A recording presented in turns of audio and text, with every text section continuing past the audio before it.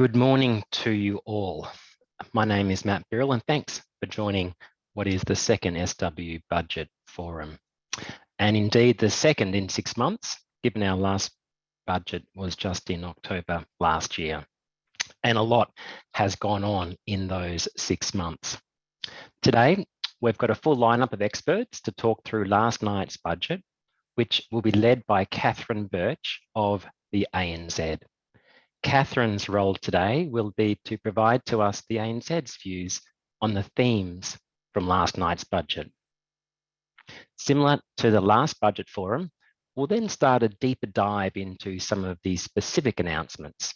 And to help us with that is our usual long list of Shinewing industrial specialists that I'll introduce you to throughout this morning's forum. But before I introduce you more formally to Catherine and to the rest of the lineup, please let me outline some of today's formalities. We've placed participants on mute so that background noise doesn't distract the presenters and other participants.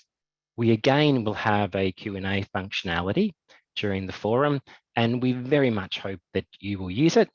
Please submit any questions that you have using the Q&A button, which is located on your Zoom menu. To the extent that your question isn't answered throughout the presentations, we do have some dedicated Q&A time at the end of the presentations. We'll run a couple of polls during the course of the presentations, and I'll direct you to these as they pop up on our screens. We'll wrap up at a couple of minutes to 11 to enable you all to get back to your day, at which time our website will be updated to have today's presentations and other information regarding last night's announcements. So before we get into the presentations, let's start with our first poll, which will hit your screens momentarily. And the question is, do you believe the federal budget will ensure jobs growth and help Australia through a COVID recovery?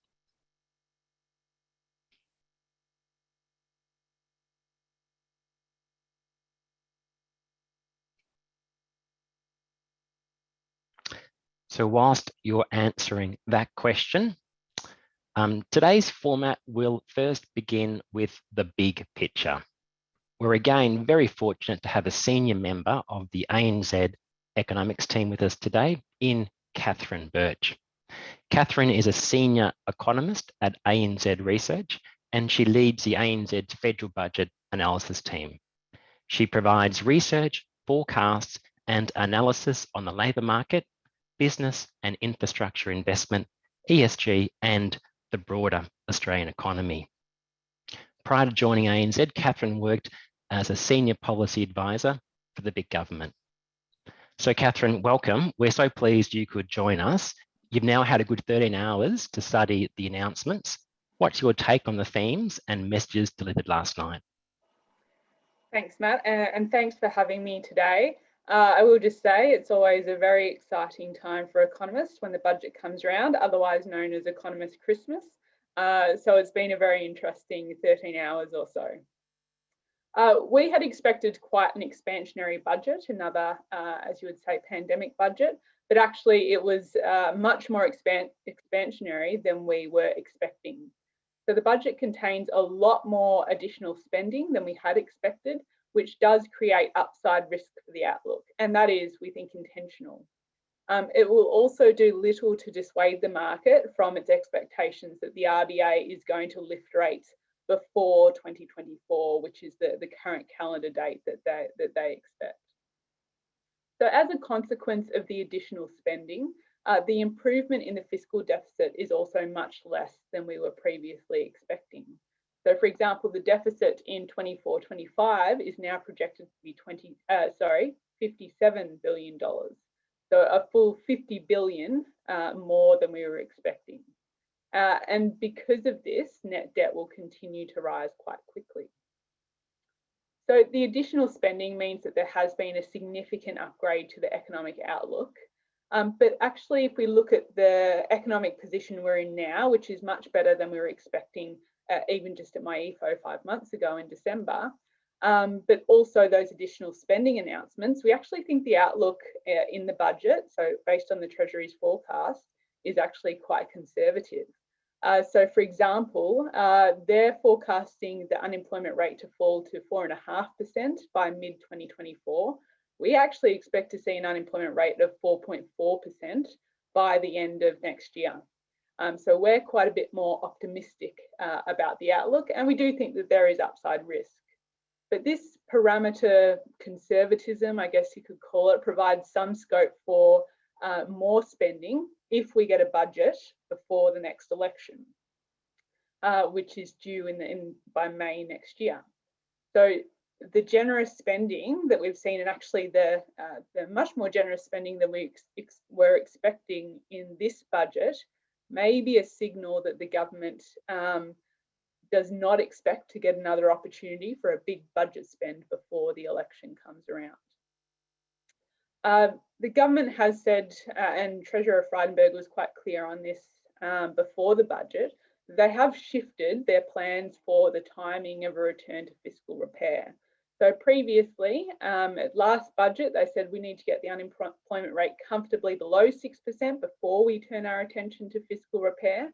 But now Frydenberg has said, well, we actually want to get an unemployment rate in the 4s, which would be consistent with Treasury's new forecast of full employment, or NAIRU, of 4.5% to 5%. So that will push it out. But at the same time, given the larger fiscal deficits now expected over the forecast horizon, and with some of the spending announcements more permanent rather than temporary, which was much of the spending we saw last year, that will make that job of fiscal repair harder when we do get to it. Matt. Thanks. So Catherine, you said that the amount of spending surprised you. Why so, and what areas in particular? So I think the big area that jumped out was services, which is not always something that we would expect from a Liberal National government in particular. Often the focus on budgets is infrastructure. And we did see, an announcement of more than $15 billion over 10 years for new infrastructure. I would say not all of that is new, and most of it actually isn't within the forward estimates.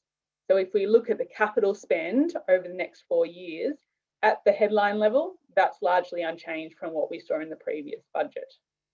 Where we did see the additional actual spending will be coming through largely on the services side. So for example, the $17.7 billion package for aged care following the Royal Commission, $2.3 billion for mental health, an additional $13 billion plus for the NDIS. And we think that these are really important areas for additional spending. Households, we also saw an extension of the low to middle income tax offset, and that will only show up in the budget in 22-23. In 22-23, sorry. But that will also mean that those low to middle income households will have more money in their pocket than they would have otherwise. And that's going to be another sort of key support to strong consumption growth going forward.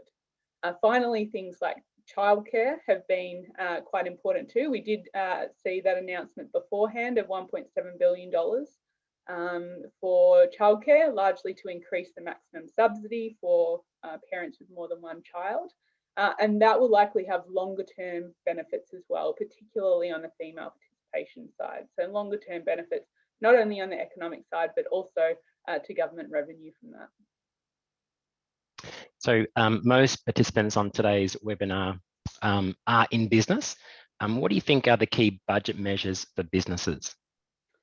Well, I'm sure most of you would be across some of the big ones. So for example, the $20.7 billion to extend temporary full expensing and the temporary loss carryback, as well as smaller things like the additional $2.7 billion to extend the wage subsidy for apprentices. But if we take a macro view, it's still really focusing on trying to incentivize businesses to invest. And this is really important at the macro level because particularly at this stage, because even before the pandemic, we had seen business investment actually falling since mid-2018. And that led to things like reduced productivity growth, and actually we saw labour productivity fall in 2018-19 because we saw capital shallowing, so businesses weren't investing enough to offset depreciation, which meant that if we put it into economic terms, workers had less capital to work with and were therefore less productive. And that's obviously a concern over the longer term as well, because if you have a smaller capital stock, you have lower productivity. So we've already started to see business investment turn around as some of those measures were introduced during the pandemic and also at the budget last year. So we saw an increase in business investment of 2.6% in Q4, and that looks likely to continue, and it will be cemented by this budget. But also what's been key has been the improvement in business confidence. If we look at even just at the NAB monthly business survey for April, which was released on Monday this week, the day before the budget, it is incredibly positive. A lot of these measures are at record high: business conditions, business confidence, forward orders, capacity utilisation is actually higher at the moment than it was even during the peak of the previous boom, pre-GFC. So that confidence, we think, is really going to cement that business investment recovery as businesses feel confident enough and see that demand is returning to be able to make those large scale investments. So I think that's a positive.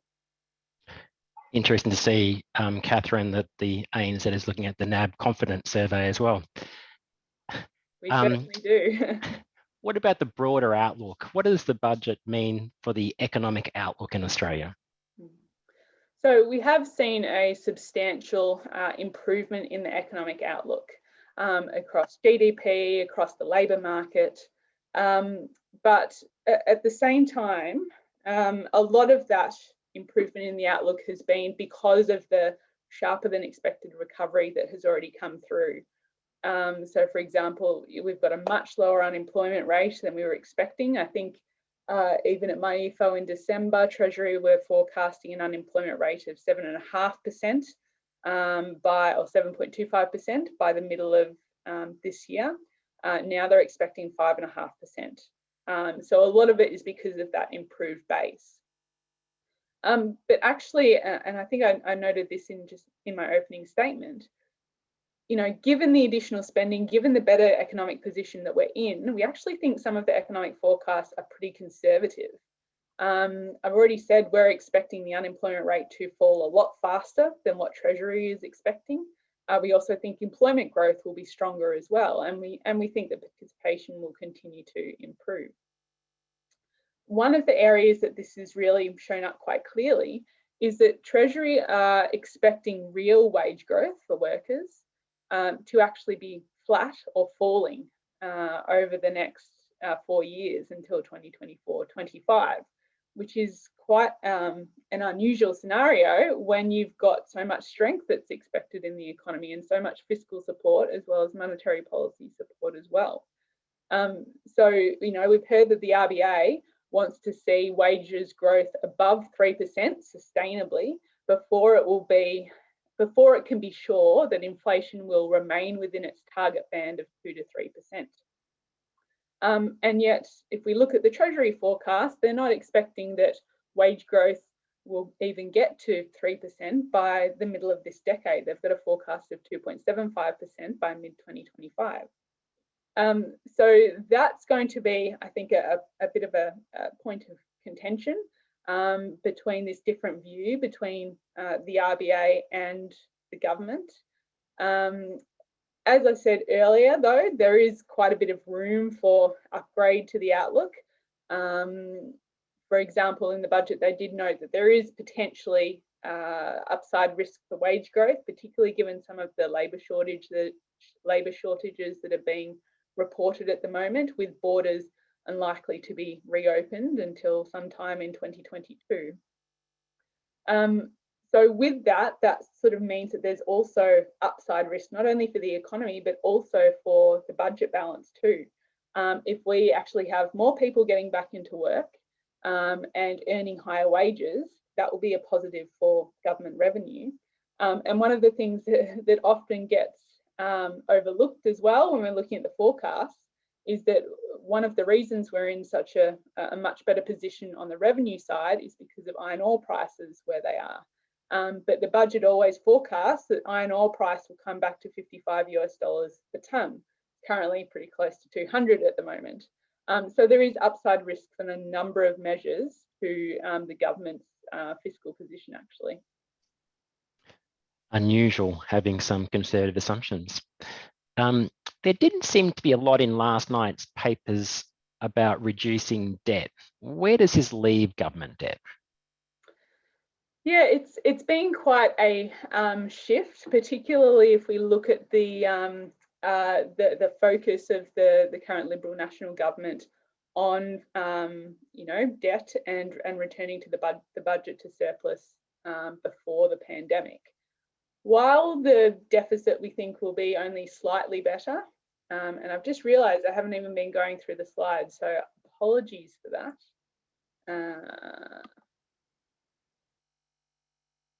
So this is the government net debt, and we do think that it's not going to get quite as high as we were expecting before this budget, but it will still increase quite sharply. And a big reason for that is that we've already seen so much improvement already. This chart actually shows that it's mostly that economic recovery that we've seen in 2021, so the first blue bar, that has put net debt in a much better position than it would have been otherwise, despite all these additional policy announcements, which are in the yellow bars. So we expect that to continue to rise quite quickly.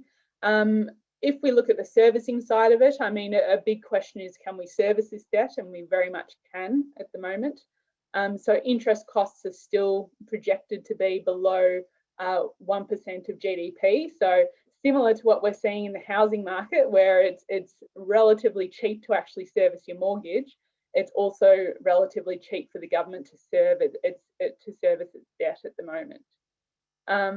Still, we expect that net debt share of GDP to rise to almost 41% in 2024-25, 41% of GDP, compared with 30% in 2021. So still quite a sharp rise. And I guess one of the risks to note around that is that we have seen an increase in bond yields this year, which has seen forecast interest payments lift a bit. And there is potentially like upside risk to this area of spending if the global recovery, and this will depend partly on what's going on in other parts of the world and with central banks as well, if the global economic recovery continues and eventually pushes bond yields higher. Thanks, Catherine. That was a great oversight. And we're going to come back to you shortly to answer some questions that are coming through on the Q&A. Thanks, Matt. Now, let me share my screen and take over the driving position. So we're now going to turn to some of the industry-specific issues to help us understand these in a little more detail. I'm going to call on the help of a number of my colleagues from around the country. Incidentally, you might know that Shine Wing recently opened an office in Perth, giving us a truly national footprint. First up is Jay DeBrincat, an Associate Director in our Agriculture Group. We all know the importance of agriculture to the Australian economy, and Jay will help us dissect last night's budget from an agri perspective. Jay, over to you. Thanks, Matt, and good morning, everyone. While there were some areas we would have liked to have seen some further action, this budget was a clear and positive signal from the government of support for a resilient and competitive agribusiness industry, with ambitions on growing to a $100 billion plus industry by 2030. The government clearly recognises the integral role that agriculture and regional communities will play in kind of the broader economic recovery. And as a result, agribusinesses are being allocated direct funding of over $850 million for targeted measures ranging from key areas of biosecurity, connectivity, innovation, market access, and disaster mitigation. The sector will also be a beneficiary of over $5 billion in investment in regional infrastructure and digital connectivity programs, as well as the investment in support services that will aid regional communities like mental health and disability support. Some of our key takeaways, firstly in biodiversity and biosecurity, the government has allocated $414.5 million to boost the Australian agriculture and protect it from overseas pests and diseases, which includes close to $100 million in critical frontline biosecurity measures, $67 million to boost Australia's biosecurity preparedness and response measures, and a further close to $250 million across a number of other areas like frontline screening, pest and disease identification, improved research and field tools, and other kind of management of biosecurity risks like incoming international mail.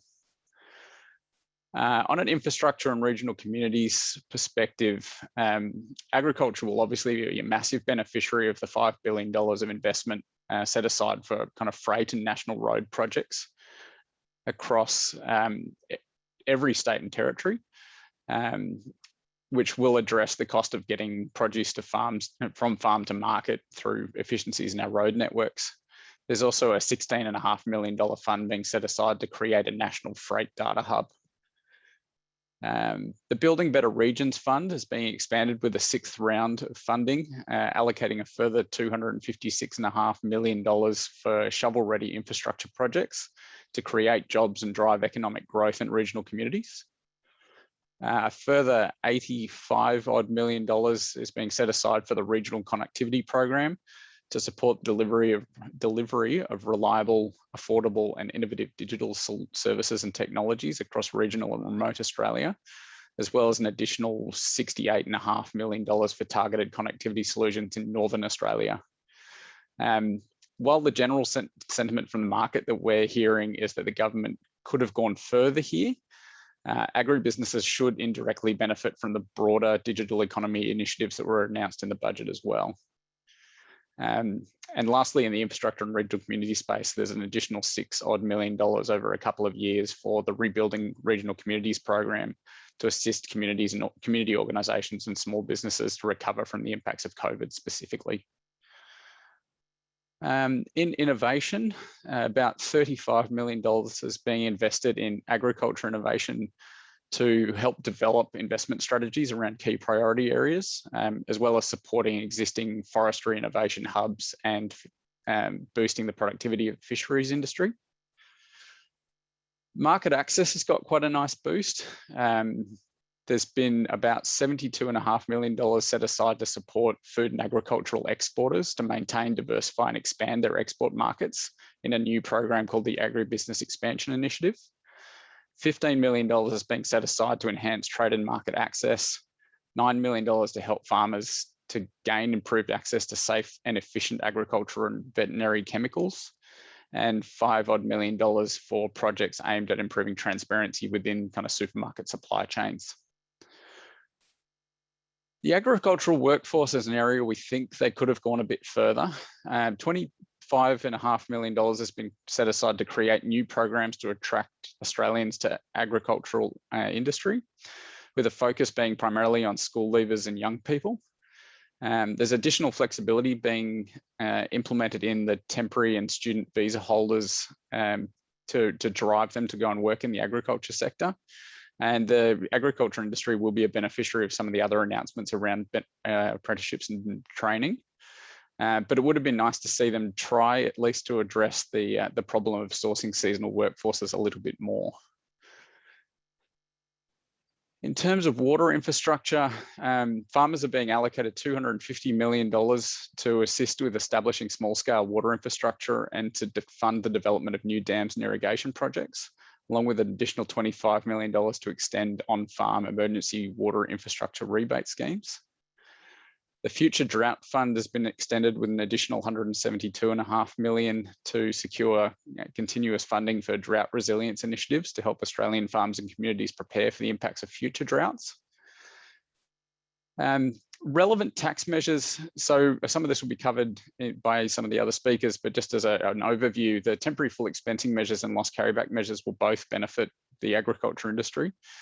And some of the other measures we have seen come through in the budget papers, which will be relevant to the agriculture industry, either directly or indirectly, are a $4 million allocation for agricultural showmen and women to start participating in agricultural shows again, as well as a moratorium on the Showman's Guild fees for 2021.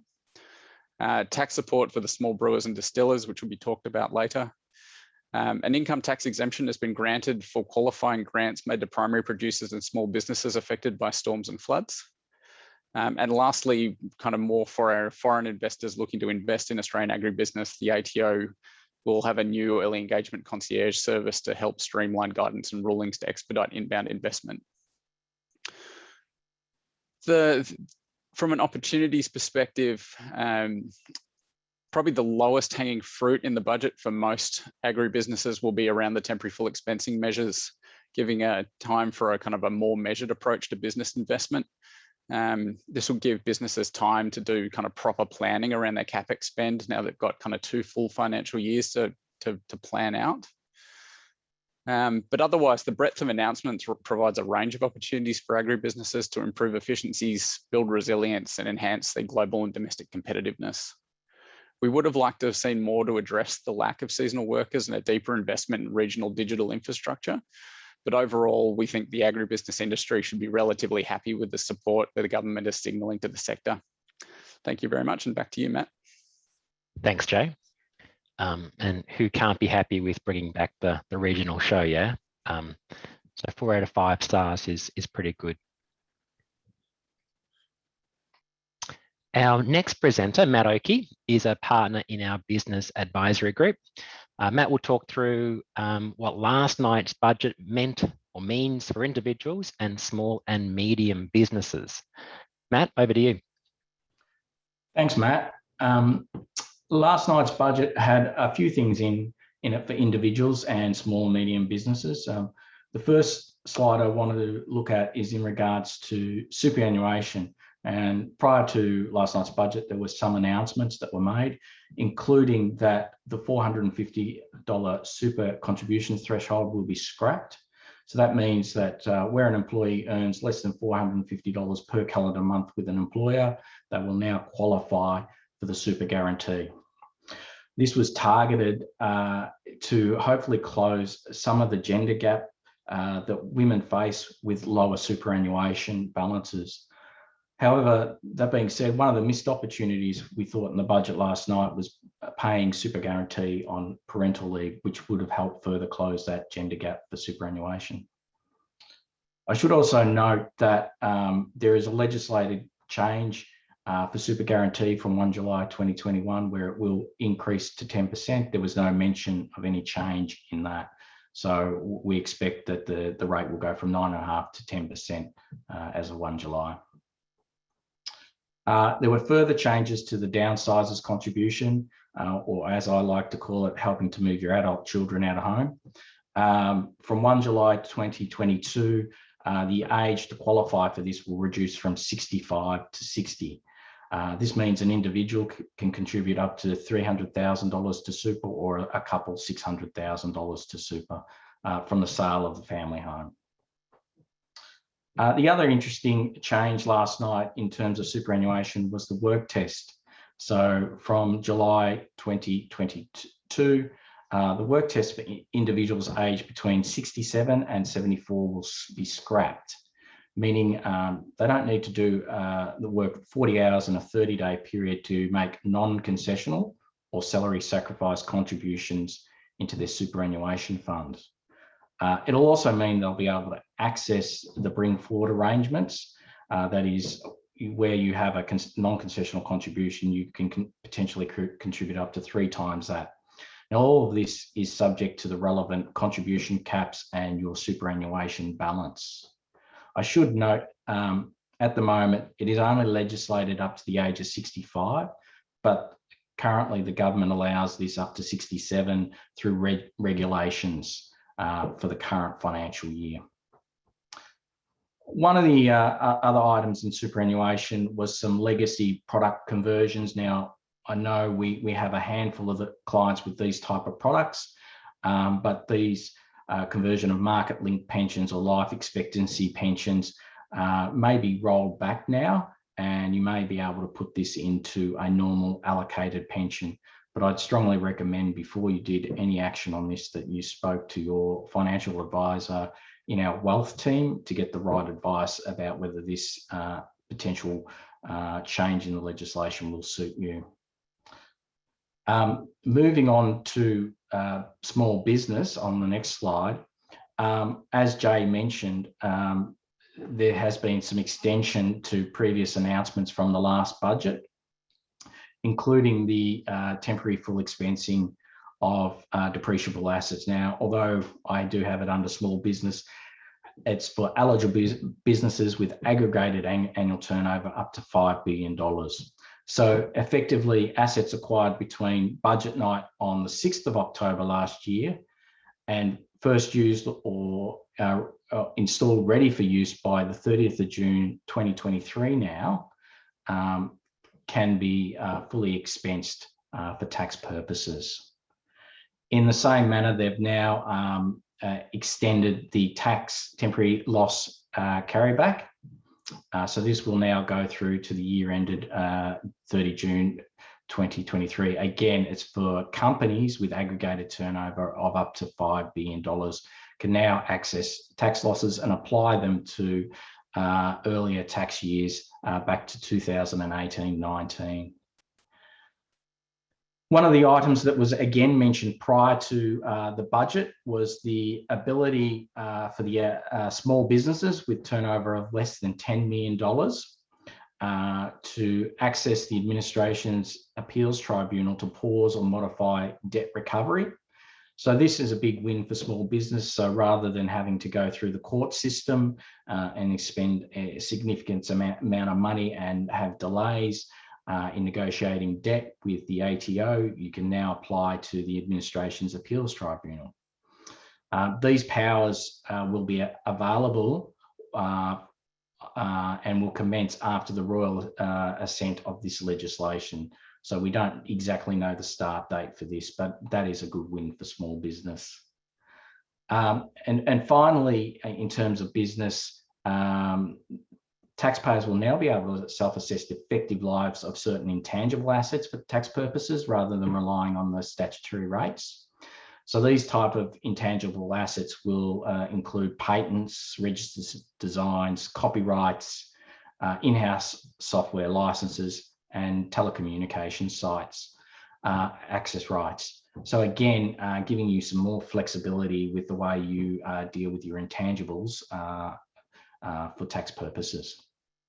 And on the third slide that I have, we're looking more at individuals and what was in the budget for individuals from a tax perspective. And again, as announced, they've extended the low and middle income tax offset for the year end to the year ended 30 June 2022 for taxpayers earning less than 126,000. So if you qualify for the full amount as an individual, that's 1,080. For dual income couples, that's 2,160. That offset is available upon lodgement of your income tax return. There's been a little bit more clarity around the modernisation of the individual tax residency rules. There has been now what's called a primary test or a bright line test. So a person who's physically present in Australia for more than 183 days for any income year will be deemed to be an Australian tax resident. That being said, there will still be individuals that might not meet the test, and then there'll be secondary tests to be applied, and those will depend on a combination of facts and objective criteria. Again, we're still waiting on further clarity from that, but if you do have any concerns or issues around your current residency, please contact our tax division. We have a number of specialists there that work in the residency space. Employee share schemes, there was a positive change there in that one of the taxing points has been removed or will be removed. And this taxing point is where an employee ceases employment with a particular employer. In the past, that's been a taxing point for when they've been assessed on any discount or gain on the employee share scheme. So that's now being removed, which means employees can now move between employers without triggering that taxing point. This change will come in the first income year after the date of the royal assent. And finally, a small little one, which is probably not huge in terms of the dollar figures, but can be very frustrating, I know, for tax agents, is that the removal of the first $250 exclusion on self-education expenses. So from now, all the full deduction from $0 will apply, so you get a for prescribed education courses. So really a few changes, but tinkering around the edges with business and income tax for individuals, and a lot of things from the past budget extended forward for another 12 months. So Matt, I'd like to hand back to you. Thank you. Thanks, Matt. So I remember last year, Matt, you delivered some good news, and on balance, nice of you to back it up. Interesting that perhaps all the good ideas we used last year and this year, they're just extending those and rolling those forward. Correct. So some sectors have been harder hit by the pandemic than others. One such sector is tourism. I'm going to hand you over to Jeremy Wicht, an Associate Director and one of our leaders in our Queensland office, to discuss the implications of last night's announcements on the tourism sector. Jeremy. Thanks, Matt. You're quite right in pointing out the tourism and hospitality sector has been particularly hard hit by the impact of COVID. And for that reason, we have titled our response a low impact budget for a highly impacted sector. And we've pulled out three standout items from the budget where we think they'll have the most impact. As mentioned previously, the temporary full expensing of assets acquired up until 30 June 2023. We welcome this. It gives us a longer lead time for the sector to plan capital expenditure and in particular consider the strategic deployment of capital to take advantage of the immediate tax deduction. So things that spring to mind are modernisation of furnishings, gaming fleets, things like that, and the lead time involved in securing new vehicles is significant. So a bit more breathing space in that sector is very welcome. Of particular note, one of the few things that is targeted specifically for the hospitality sector is the excise relief. This will bring refunds to around 1,000 small brewers and distillers, which will improve their cash flow up from a previously capped rebate of the excise from 100,000 up to 350,000. So potentially that means that a lot of smaller operators will be able to completely eliminate their excise entirely. So this dovetails with the temporary full expensing mentioned previously, in that the additional cash flow is potentially available for additional capital expenditure and expanding their operations. So that's good news. Additionally, student visa working hours will go some way to address the shortage in skilled workers in the hospitality sector. So what this means is provides student visa holders additional ability to work. Previously, they were limited to 40 hours per fortnight under the conditions of their visa. So this means that if they're specifically working in hospitality sector, they'll be able to potentially work on as many hours as they would like. This is fantastic, but it is limited to international students. To give you an idea, there's currently around 133,000 international students still in Australia, but that's 45% down on a year before. So while it's welcome, it's not the solution to our skills shortages that we would like to have seen. So overall, we think there's some missed opportunities in the budget. Previously announced measures such as support for the airline sector and travel and tourism operators, while welcome, much of those have previously been announced. The much vaunted half-price airfares, most of those have now sold, but we welcome that there continued support around that. Having said that, we think it's a 3 out of 5 star budget. It's disappointing. It doesn't recognise the clear impacts that shutdowns have had on the sector, and the international tourism market still is not open, and that in particular will linger over the sector for some time to come. Thanks, Matt. Thanks, Jeremy. It's almost un-Australian having a federal budget where the price of beer goes down, yeah? Normally beer and smokes go up, so it's the new world we live in. So another sector that's been hit incredibly hard by the pandemic has been the education sector. And there was some hope that the budget may provide some much needed relief. Well, it didn't get it. And the key takeaway is that there was little support for the education sector beyond the funding provided in 2020.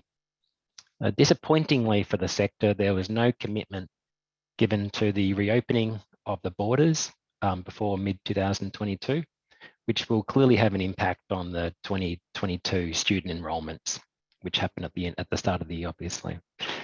There was no increase in university funding for research or education programs, whilst pleasingly funding for private school education was budgeted to increase by 6.1% in real terms over the forward estimates period. So overall, the feeling is that the sector received nothing of the kind of what was needed to support it in what are obviously extremely difficult and challenging times. So I'm now going to hand you over to Renee Muller, a partner in our financial services team based in Sydney, to outline what were last night's budget measures aimed at the FS sector. Renee. Thanks, Matt. So the financial services industry has been performing comparatively well despite the pandemic. We've seen banks doing better than expected, and despite some of the ups and downs in the share markets and general global uncertainty, many fund managers have also exceeded performance expectations. So it's not too surprising that there has been limited focus on the financial services sector in this year's federal budget. But without further ado, I do want to spotlight a couple of things that will impact on the financial services sector that was in this budget. So firstly, the government is cutting through some red tape on licensing by exempting some foreign financial service providers who are already licensed in their own jurisdiction from holding an AFSL when dealing with wholesale clients and professional investors, which is a good sign. I think with them cutting through some of the red tape, it will make things a little bit easier in the sector for those who play in that space. The second thing to highlight is that the government has added 7 new jurisdictions to the list of exchange of information countries. This means that it'll be slightly easier for fund managers to try and attract foreign investors. It also means the managed investment trust withholding tax rate will be reduced from 30% to 15% on certain distributions. Next up, the OECD has expressed some concerns about some tax jurisdictions being internationally preferential. So in response, the government is proposing to remove the 10% concessional tax rate on offshore banking activities. And finally, another item to highlight is in terms of the TOFA, which is taxation of financial arrangements, for transactions entered into from 1 July 2022, taxpayers will no longer be subject to unrealized tax on FX gains and losses unless they elect into the TOFA. So my overall conclusion, we didn't really expect too much from the federal budget for the financial services sector. And look, we're not expecting this budget to have any major impacts on the sector. It's not really going to make or break anything, which is not necessarily a bad thing. So flying a little bit under the radar, 3 out of 5, not too overwhelming, but at least not doing any major damage either, I guess. Back to you, Matt. Thanks, Renee. So the next sector we're going to turn to is the property and the infrastructure sector. And this sector often gets a lot of the glory and certainly usually gets more than its fair share of headlines at budget time. I'll pass the microphone first to James Yeh, our leader in the property and infrastructure group, to share his insights into what last night's budget means to the property market. And then I'll share my thoughts on the infrastructure sector. But first, over to James. Thank you, Matt. As a response to ongoing discussion around the impact of the pandemic on first home buyers following repeated lockdowns and job losses, several measures have been announced in this year's budget addressing construction and supporting home buyers, especially first home buyers. While the measures announced are not new, they do expand on the existing home buyer support initiatives already in place.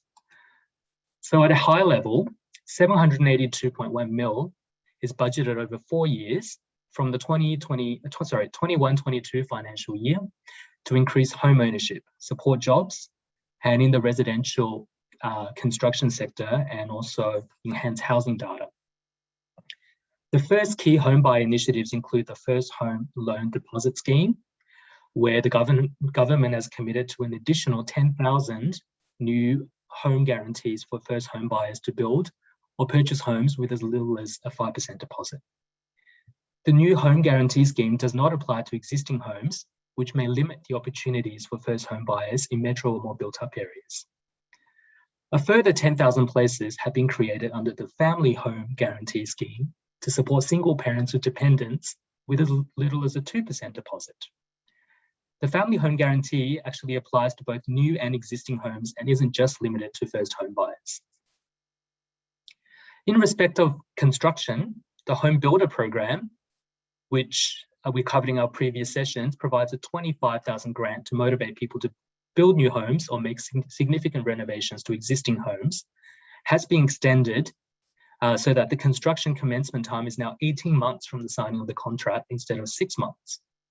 It should be noted that this only applies to existing applicants who have already applied by the 14th of April. So the longer lead time is really a direct response to shortages of building supplies, which we're experiencing, which has delayed construction, in some cases quite significantly, particularly for the smaller private builders in the market. And this should result in a lot more home builders or renovators being successful to receive the grant.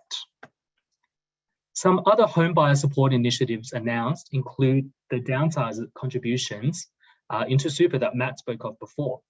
So just to recap, the age requirement's been reduced from 65 to 60, which should hopefully help to increase supply in the housing market. The government will also increase the maximum releasable amount of voluntary concessional and non-concessional contributions under the First Home Super Saver Scheme from 30,000 to 50,000. This should further support first home buyers. Now, apart from these home buyer support measures, some other measures announced in the budget will have some positive indirect impact on the construction industry. These include an additional 2.7 billion, which has been committed to expand the boosting apprenticeship commencement wage subsidy.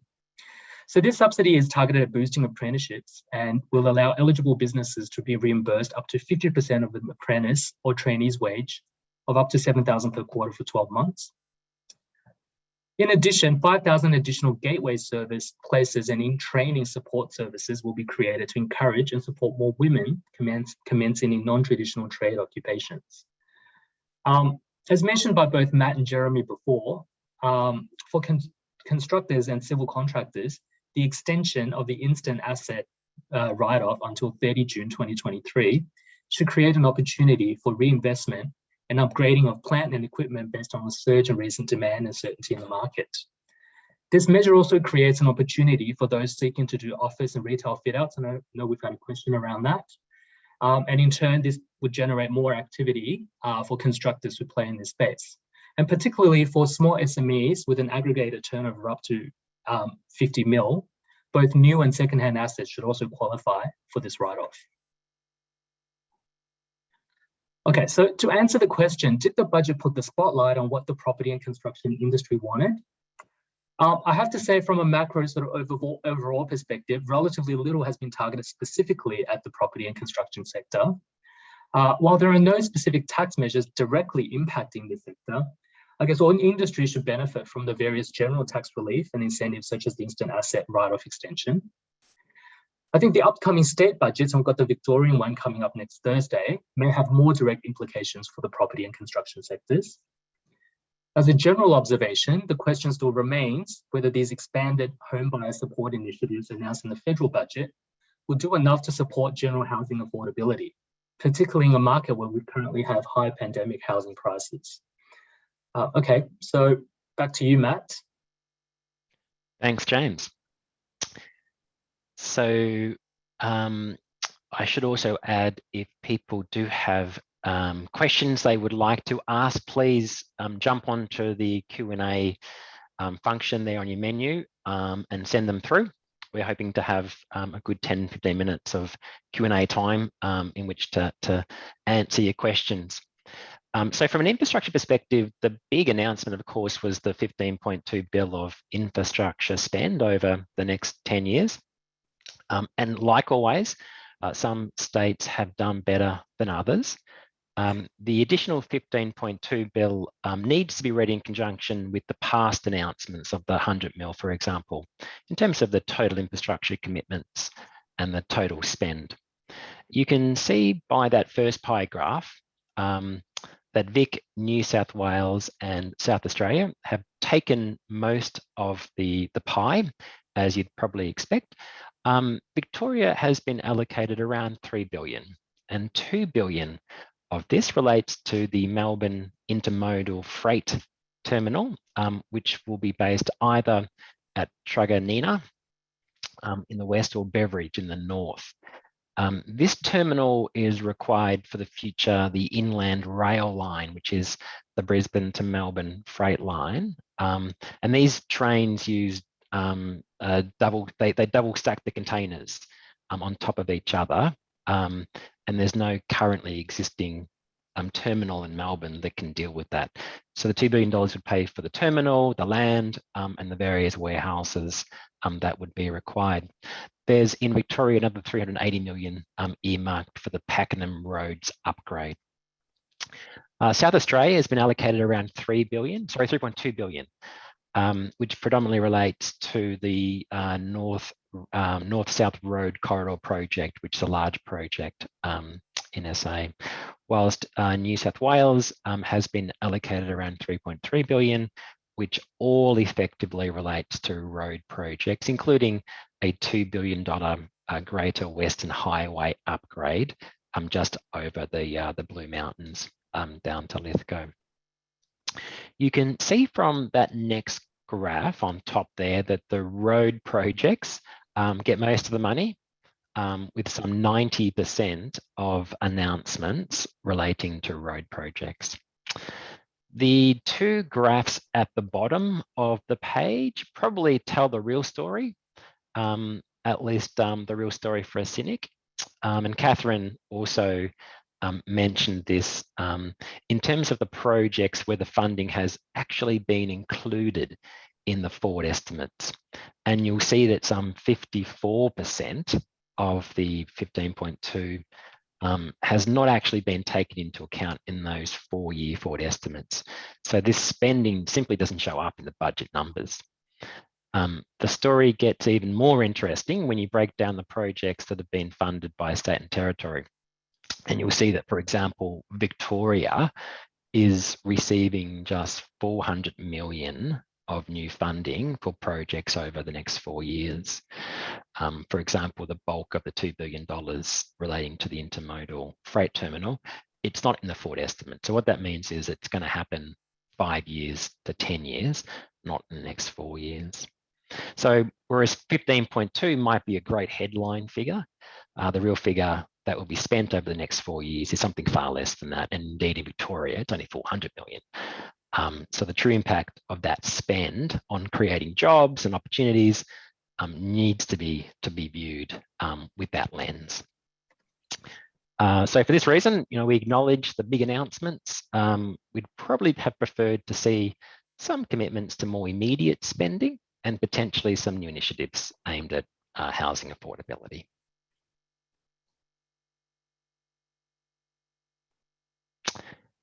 So I'm now going to hand you over to Blaney Morgan, a partner in our Energy and Resources Group, to discuss how last night's announcements impacted the mining and the resources sector.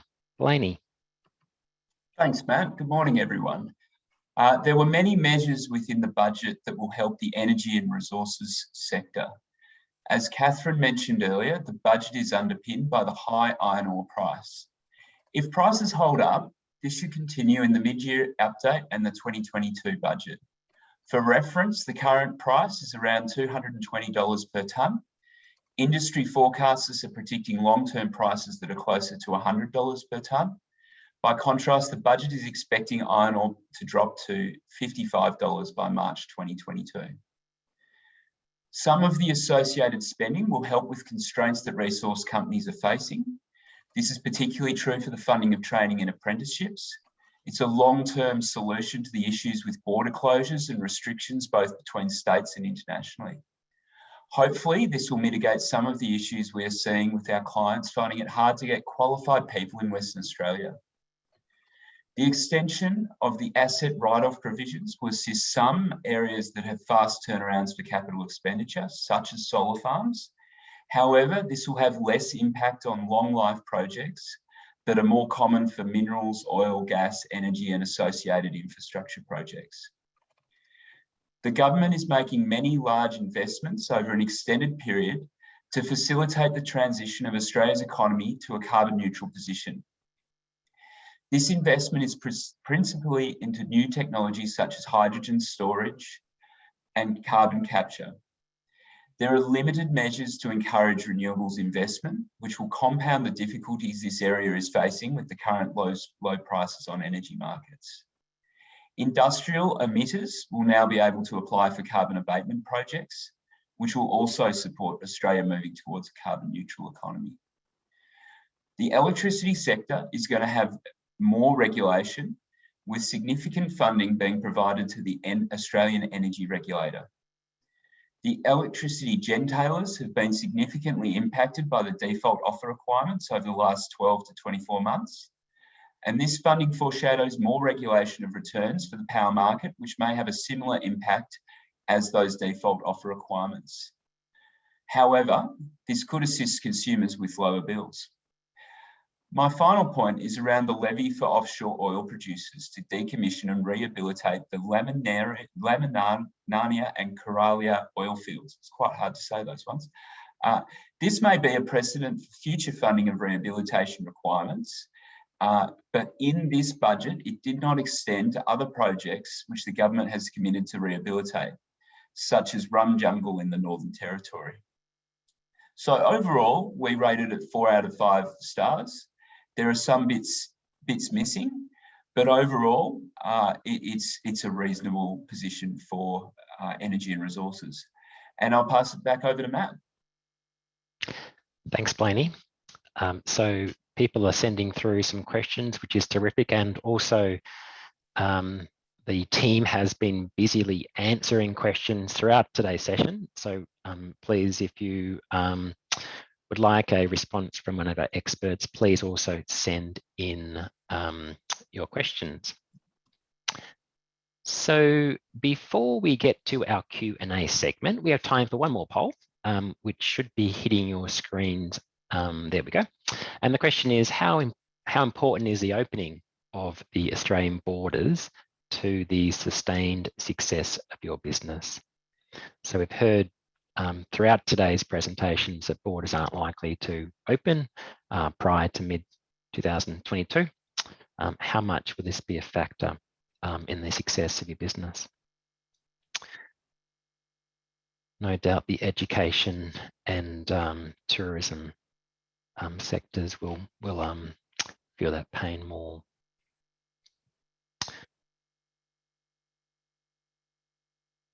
So we might now go to a couple of questions for the panel.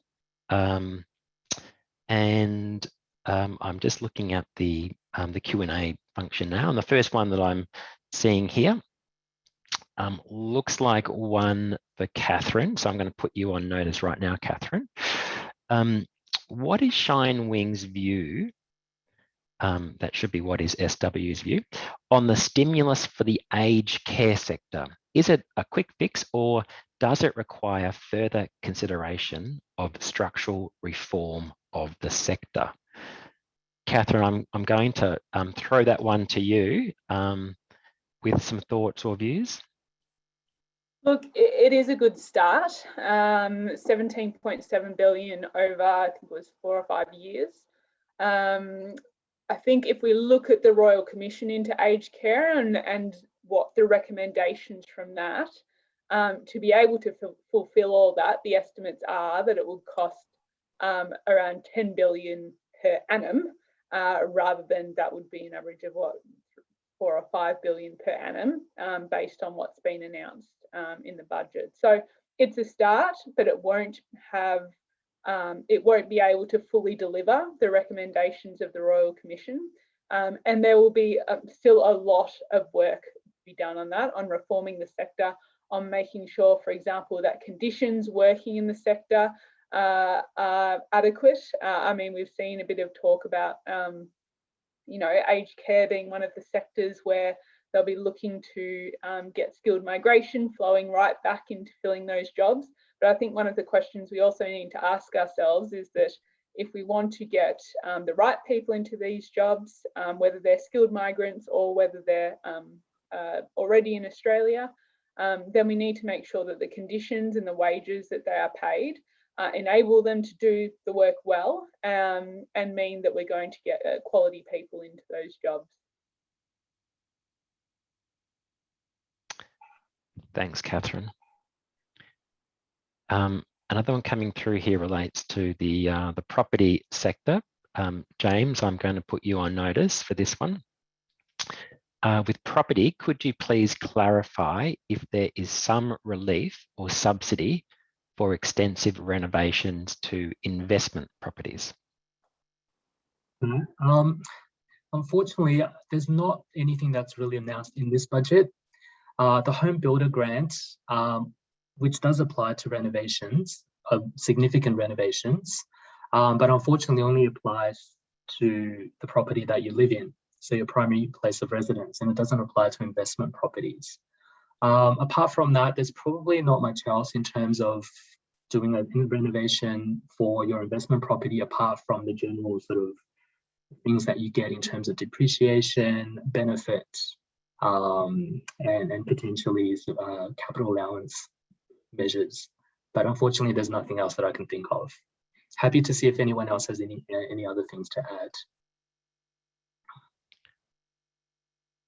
I suspect the panel is all nodding in agreement with you, James, that there's not much else out there. This one is a good one, and maybe I'll open this up to the panel as well, for people's, Alita is just responding. Do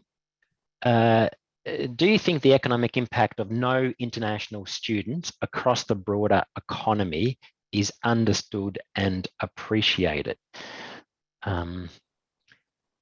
Anyone have a view on that question? I'm happy to start. Go for it, Catherine. I think, I mean, the implications of not only not having international students, at least within Australia. So we still have quite a few international students that arrived before the pandemic and have stayed in Australia. We're also getting quite a few, depending on the university, enrolments of international students that are enrolling in their online courses. So even if they can't come to Australia, they're still enrolling in those courses. Of course, if they don't come, then we're not seeing a lot of the additional benefits that international students bring to Australia. You know, if they're coming here, they're going to be spending within Australia, accommodation, shopping, trips and things like that. So it's a bit of a balancing act there. Do we fully understand the implications? Well, I think it will be very interesting to see what happens when borders start to reopen. I've heard that there may be some aim to try and get some international students back in this year, but obviously that will be quite a small number. I think one of the questions down the track is how quickly will international students return? And I think Australia is still going to be a very attractive place to study. One of the risks, I guess, particularly given the deterioration we've seen in Australia and China's geopolitical relationship, where we've seen, for example, some trade barriers reintroduced on Australian exports to China last year. If there is some intervention into how many or how Chinese students can come to Australia to study, that could be slow down the return of international students quite a bit, because I think pre-pandemic around a quarter of international students were from China. Jeremy, I might pass to you as well on this one. International students and their importance to the tourism and the restaurant cafe sector. What's your view on whether the government has truly taken into account the importance of that sector? Well, it's an interesting question in that they have attempted to understand their importance to the hospitality sector in the modifications to the student visa rules. I just question around whether it's going to have that much of an impact without the international borders being open, and particularly in our tourist hotspots, where they really do rely on inbound tourism for the demand. So it's all well and good to free up the labour market that's already here, which helps in the short term, but we have a demand problem in terms of not having international tourists coming in, and we also have various state-based capacity restraints for venues, which means that we have capacity issues. We could gladly handle more patrons, but we just can't for various reasons. So it's an interesting one. They paid lip service, but I don't think they fully understand the flow-on effects of having the international borders closed, not just to international students, but international tourists more generally. Matt, can I add something from an agri perspective on that as well? We know from our clients that one of the biggest issues they're facing is access to seasonal workers and a transitionary workforce. And just kind of mirroring what Jeremy said, there's been a lot of statements made in the budget to try and address that concern for agribusinesses and regional communities, but the reality is that the people just aren't there. So even if those measures are put in place, the practical implications of them are probably relatively minimal. Thanks, Joe. This one is perhaps aimed at Matt Oakey on the superannuation. Matt, when does the super contribution threshold scrap begin? What's the effective date of that one? And Matt, I might just ask you to come off mute. My understanding, although it's not law yet, it'll be scrapped from 1 July 2022. Okay, so that gives people some time to get their systems in order. A couple questions are coming through on property forecasts, valuations, and how that's fed into the budgetary numbers. Perhaps I can summarise a couple here to say are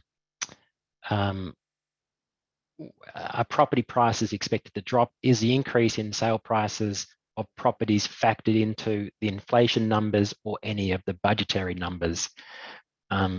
Catherine, can I maybe hand that one to you first to provide some opening remarks, and and maybe James and others can then help. Yeah, sure. So sale prices of properties doesn't factor into CPI because it's considered to be an asset. What does factor into CPI is things like housing construction costs, which have been rising quite quickly, but on the CPI measure, they're still quite muted because of government incentives like Home Builder, which is capping some of the costs. Also on the housing side, things like rents flow through to the CPI measure as well.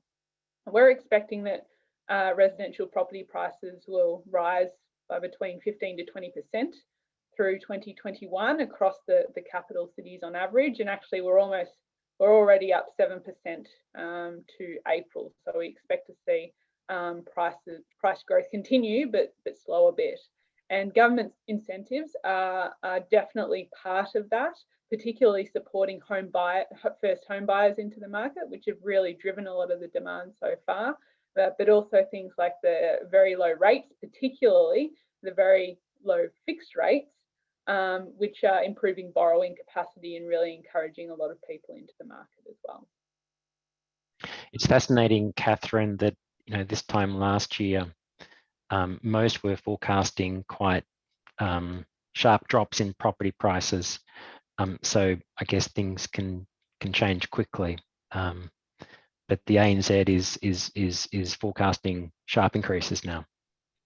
Yes, so last year we did expect to see falls, and even though there were falls in some cities, particularly Sydney and Melbourne, they weren't anywhere near as much as we were expecting. So it really seems like the big drop in population growth, the deterioration in the labour market, things like that were really trumped by things like the mortgage repayment holidays, the fiscal supports, very low interest rates as well, and that's more than offset it. And with the look ahead, a lot of those factors are still in place. Obviously, the applications for Home Builder have ended now, but that construction period will still be going. So much more positive, yes, than we're expecting, and that's another reflection, I think, of not only the policy support that was introduced, but also the much stronger economic recovery than we'd factored in last year too. Catherine, just on the back of your comments, I guess one of the reasons also is the banks have been a bit more generous when it comes to providing lending compared to before. When it comes to home loans, do you see that sort of to continue? Because I would imagine that might have an impact on availability of funding to purchase homes and to continue driving this increase in the property pricing. Sorry, James, that was to me? Yes, that was just kind of like an add-on. Yep. Catherine, will the banks continue to be very generous is the question.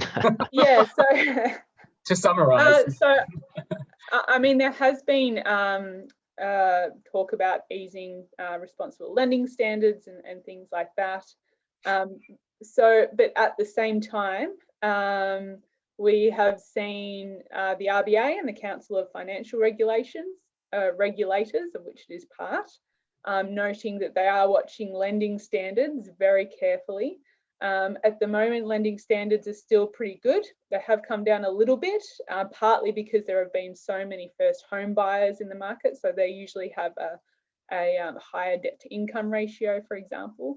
But we do actually think that we will see some macroprudential tightening perhaps later in the year. We've already seen it introduced in New Zealand.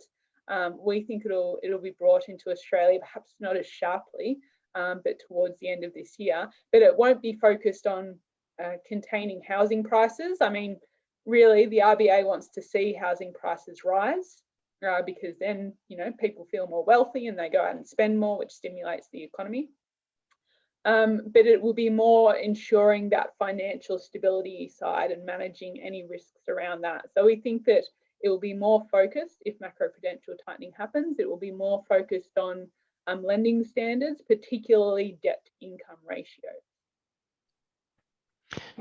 So James and Catherine, your responses have triggered a number of other questions, including impact on apartment prices. So the discussion has been predominantly around housing. The apartment market doesn't seem to be following the same set of rules. Do you have any broader comments on the apartment market? I do work with a lot of offshore clients, particularly clients from Asia, and there's definitely been an impact because of COVID, and that's made it a lot more difficult for people to actually inspect these apartments that are offshore, and therefore, in terms of that particular area, that's definitely impacted demand from my observations for the apartments, particularly. For example, the off-the-plan apartments as well. And also because of the general sort of COVID environment, more people are looking to sort of live in homes with good spaces and gardens. So that's probably another factor from my perspective. Catherine, do you have any other sort of, observations from the bank's perspective on this in terms of lending or in terms of general sort of observations?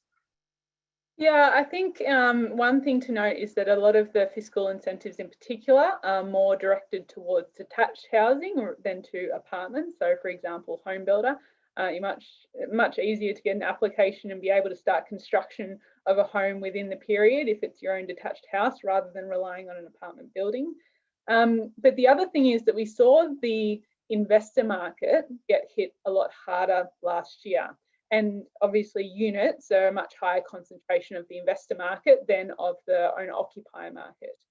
And then a couple of reasons for that. One, well, young people and lower income workers are much more likely to rent.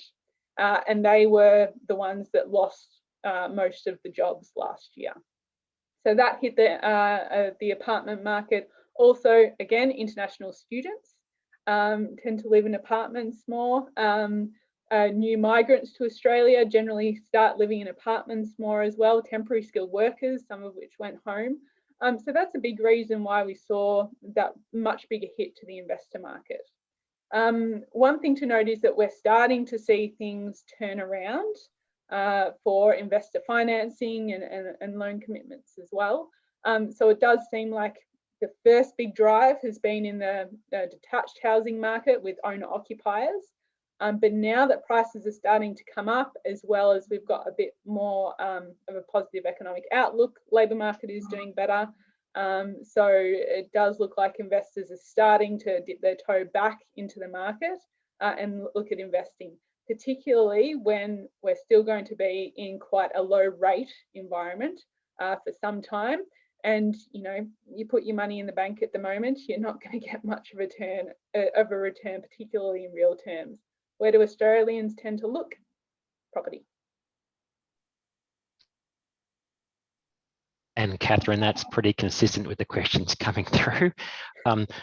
Blaney and Renee, I am looking for some questions that are in your wheelhouse, but there's a lot of property questions coming through, which is terrific.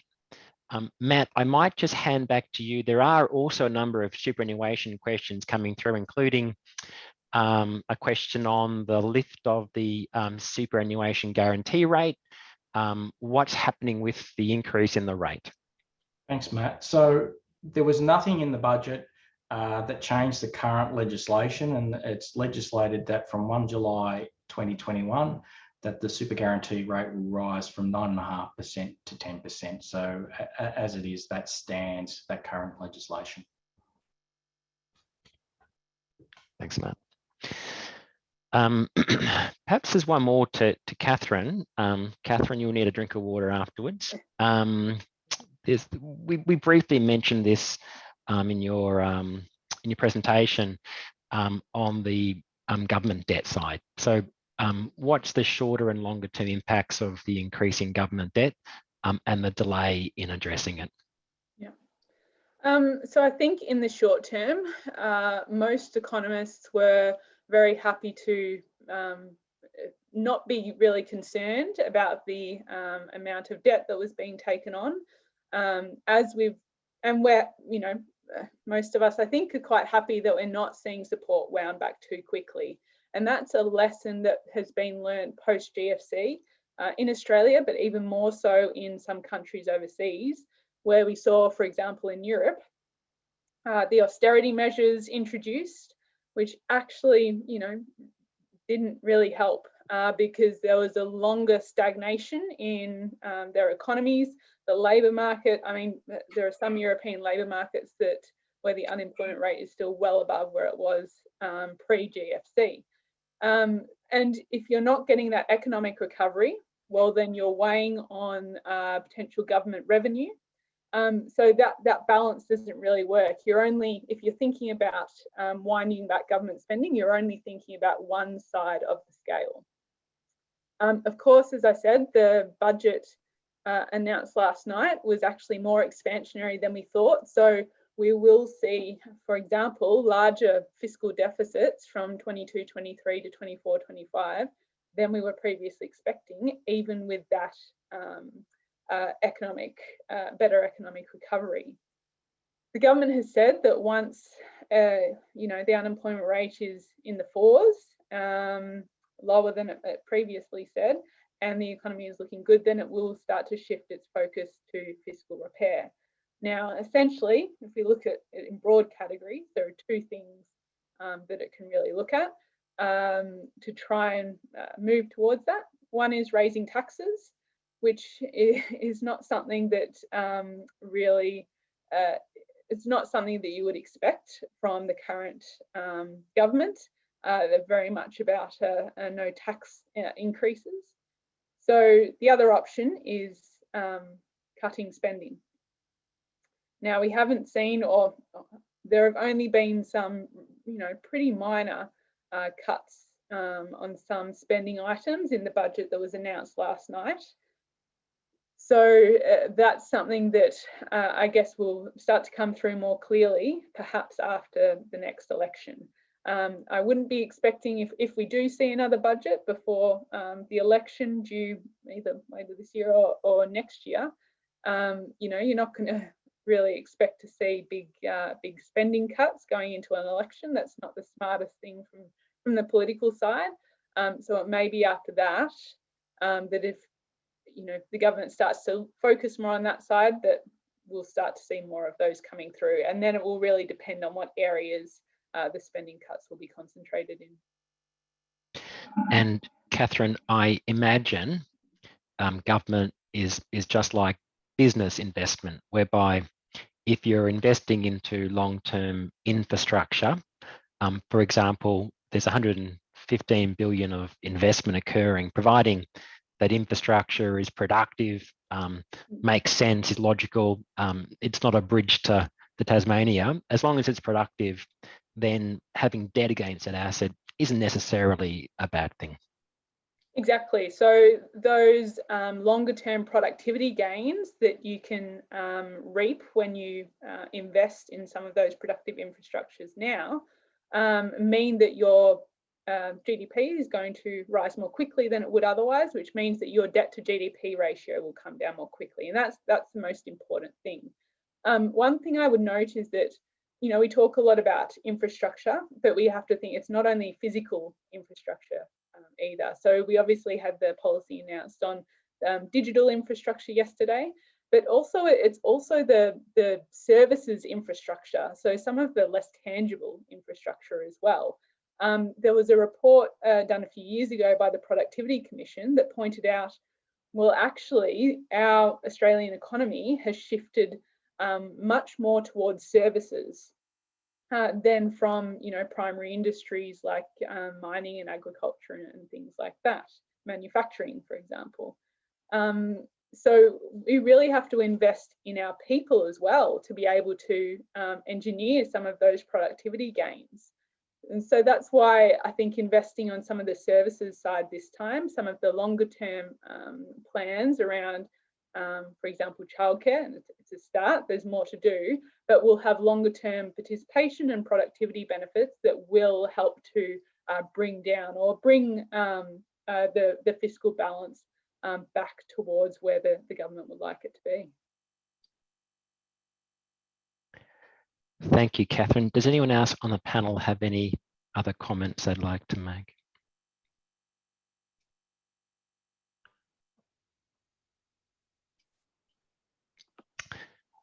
I will take that as a no. So that brings us to the end of this morning's 2021-22 Federal Budget Forum. I'd like to sincerely thank Catherine Birch of the ANZ and of course all of our industry and technical experts for their insights. I'm very sorry that I couldn't get a question through to Renee and to Blaney. I didn't think they'd appreciate a property market question. You can find Catherine's presentation plus all of our key industry insights presented today on our website, sw-au.com. These kinds of events don't just magically happen. They do require months of planning and organisation, of encouragement and energy, which is all done by one of the most outstanding marketing teams in corporate Australia, led by Amanda Lee. Thank you, Amanda and team. So on behalf of the SW team, I do hope the budget delivered some good news for you. I hope and trust we were able to provide a useful, pragmatic and sensible analysis of it. And I wish you and your families good health. Thanks for your attendance. Have a terrific day.